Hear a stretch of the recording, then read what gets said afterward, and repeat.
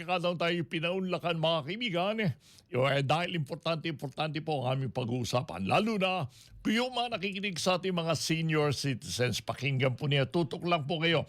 Pabatiin muna natin at i-welcome natin sa ating plantunan si Miss Claire Feliciano. Sila po ang Public Relations Head ng Meralco. Sige, Ma'am Claire, good morning po. Welcome sa ating plantunan Kasagabaw Langit. Magandang umaga, Sir Ray, at sa lahat po ng nakasubaybay ngayong umaga sa Kasanggamo sa Langit. Opo. Hindi pa po sa langit. Sa lupa pa po tayo ngayon, ha? Opo. Yung kasangga nating si Benji, liwanag po nasa langit ngayon. Opo. Anyway, kidding aside. Ma'am, kasi kahapon po nakapulong namin, ng kasangga team po, dito sa Kamara, yan sa House of Representatives po yung mga leaders ng grupo po ng senior citizens. Ano po? Isa sa mga na-raise nilang question, yung pong hinggil sa discount. Ayan. Discount ay pinatutupad po ng Meralco para sa kanila. Kaya ang tanong ko po, sino-sino po ba ang kwalipikado sa lahat ng diskwentong ito at may limitasyon po ba ito sa mga kumukonsumo ng kuryente para makakuha sila ng diskwento? Opo, sir, no, itong binabanggit ninyo, actually, tamang-tama, nagkaroon kayo ng meeting with the lawmakers. No? Actually, alinsunod ito sa existing na batas, yung Republic Act number 9994 o yung Expanded Senior Citizens Act of 2010, kung saan ang mga senior citizens, so syempre ang mga kababayan natin na may edad na 60 taon pataas, entitled sila sa diskwento sa utilities kagaya ng kuryente. So kaya ipinapatupad po ito ng Meralco. So syempre ang nakikinabang po niyan, itong again, ang mga kababayan natin na senior citizen. Meron lang, sir, mga may mga qualifications na, halimbawa, kailangan po to avail of this discount sa kanilang electricity bill, kailangan yung bill po ay nakapangalan dito sa ating senior, no, nakasama sa bahay, dahil syempre we want to make sure na ang makikinabang talaga ay totoong senior citizen. And bukod po dyan, so yung discount po, that's 5% sa ilang components ng kanilang electricity bills. At kailangan po yung buwan ng konsumo po dito sa bill na ito ay nasa 100 kilowatt hours pababa. I see. So ano po ito? Kinakailangan pa nilang magsabit po ng formal na documents?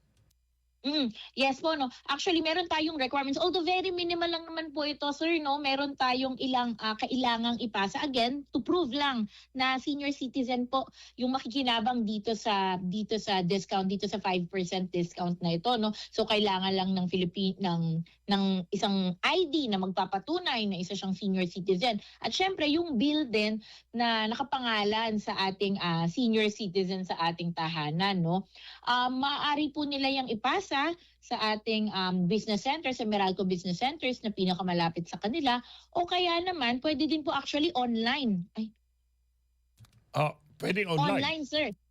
Yes, tama kayo, sir. Actually, when you search Senior Citizen Discount Meralco, mapupunta kayo dun sa page kung saan nakalagay dun yung FAQs namin, no? Frequently Asked Questions about this discount. And meron na rin po dyang button kung saan pwede pong i-upload na lang, no? So kung ang ating halimbawang kababayang senior citizen or kapamilyang senior citizen ay walang access or hindi marunong mag-upload ng mga documents, pwede naman po silang magpatulong sa kanilang kapamilya. At madali lang po yan. Pagkapasa po nila, papasok sa system yan, papasok sa amin yan, and then we will reach out to the senior citizen, dahil syempre ang gusto po natin ay makinabang talaga ang ating mga kababayang senior citizen dito sa discount na ito. Okay. Medyo iklaro ko lang po ng konti.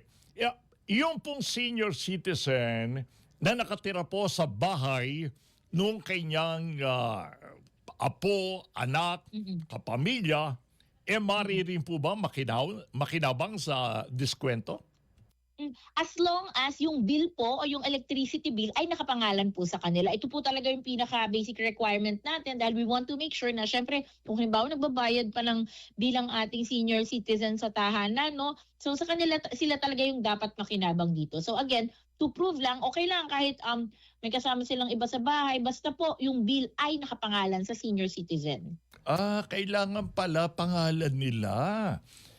May yung overall rates at saka singil, sa ibang mga consumer ng Meralco po, paano po ito? Pakiklaro lang po, may epekto po ba ang pagbibigay po ng diskwento? Mm.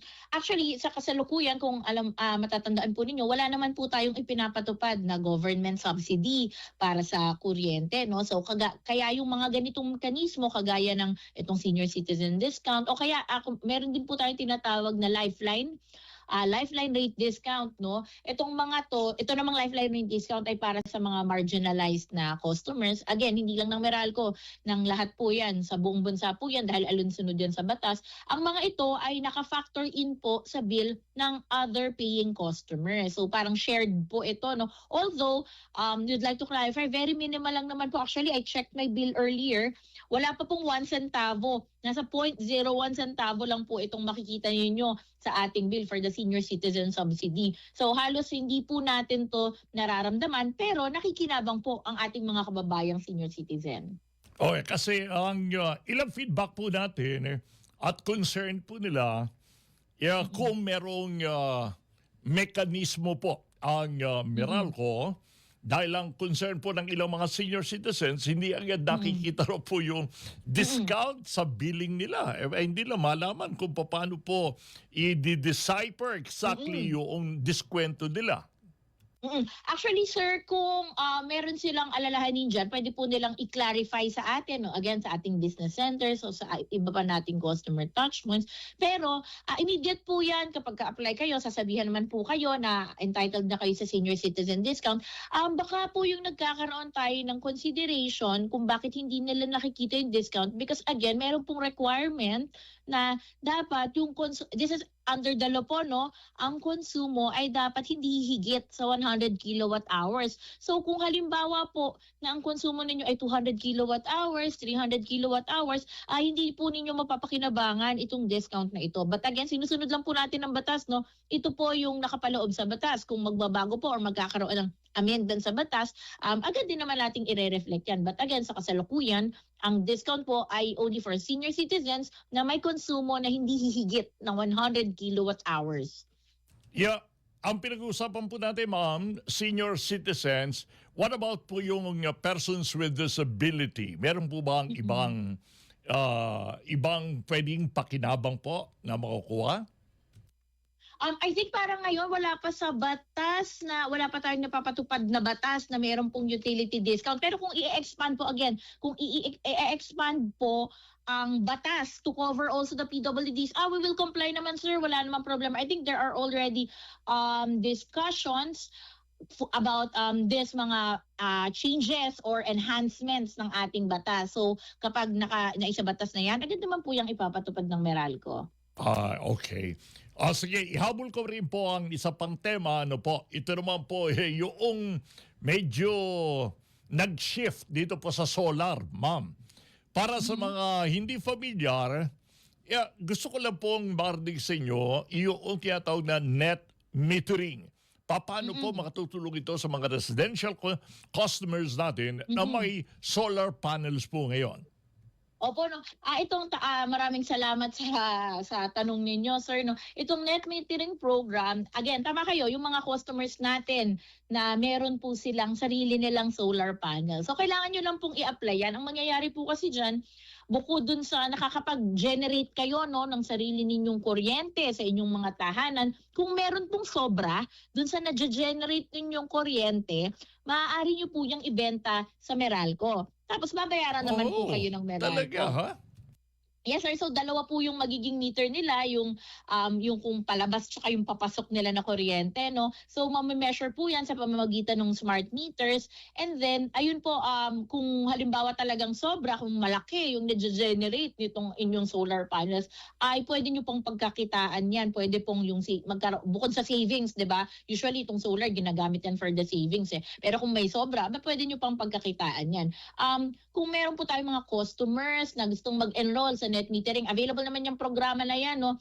Hindi lang sa Meralco, but I think most of the customers enrolled under this program right now ay nasa franchise area po ng Meralco. Maaari din po kayo makipag-coordinate sa amin para ma-facilitate natin. Pupuntahan po kayo ng aming tauhan. Tutulungan din po kayo dito sa inyong application.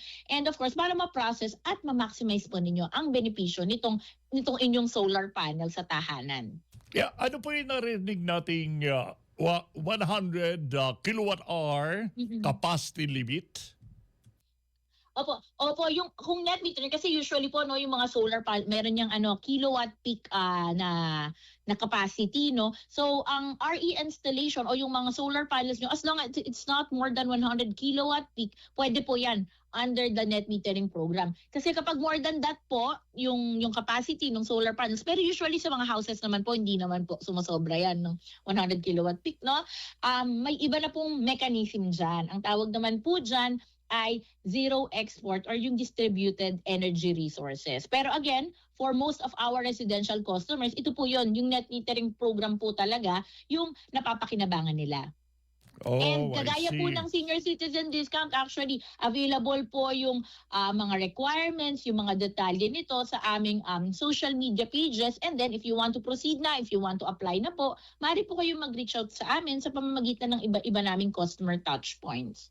Yeah, medyo curious lamang po ako, paano po kinukompute yung pagbibigay po ng bill credits mula sa sobrang kuryente na ine-export po ng solar panel grid?